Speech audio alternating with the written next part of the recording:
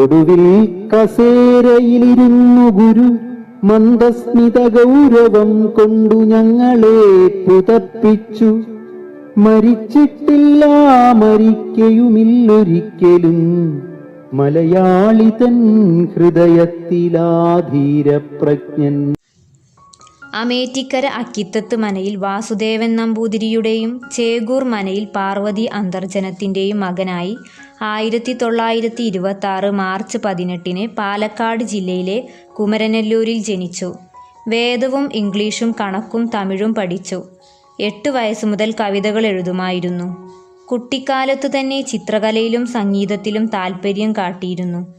ഗാന്ധിജി നേതൃത്വം നൽകിയ ദേശീയ പ്രസ്ഥാനത്തിലും നമ്പൂതിരി സമുദായോദ്ധാരണത്തിനായി യോഗക്ഷേമ സഭയിലും പ്രവർത്തിച്ച അക്കിത്തം യോഗക്ഷേമം, മംഗളോദയം എന്നീ മാസികകളുടെ പത്രാധിപ സമിതി അംഗമായിരുന്നു.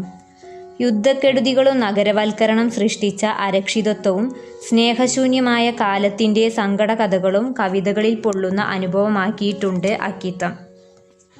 ഗാന്ധിയൻ ആത്മീയതയും അതിൻ്റെ മുഖമുദ്രയായ മാനവികതയും അക്കിത്തത്തിൻ്റെ കവിതകളുടെ അന്തർധാരയാണ്. ഒരു കണ്ണീർക്കണം മറ്റുള്ളവർക്കായി ഞാൻ പൊഴിക്കവേ ഉദിക്കയാണെന്നാത്മാവിലായിരം സൗരമണ്ഡലം എന്നെഴുതിയ കവിയുടെ രചനകളുടെയും ജീവിതത്തിൻ്റെയും അന്തസത്തയായി തന്നെ നിൽക്കുന്നു ആ വരികൾ. മനുഷ്യസ്നേഹത്തിൻ്റെ മഹാഗാഥകളെന്ന് വിശേഷിപ്പിക്കാവുന്ന കവിതകൾ എഴുതിയ അക്കിത്തം അച്യുതൻ നമ്പൂതിരി ദേശീയ പ്രസ്ഥാനത്തിലും യോഗക്ഷേമ സഭയുടെ പ്രവർത്തനങ്ങളിലും സജീവമായി പ്രവർത്തിച്ചിട്ടുണ്ട്. കവിത, ചെറുകഥ, നാടകം, വിവർത്തനം, ലേഖനസമാഹാരം എന്നിവയുൾപ്പെടെ 50ഓളം കൃതികൾ രചിച്ചു. പത്മശ്രീ, കേന്ദ്ര സാഹിത്യ academy award, Kerala Sahitya academy award, Ezhuthachan പുരസ്കാരം ഉൾപ്പെടെയുള്ള ബഹുമതികൾ ലഭിച്ചു.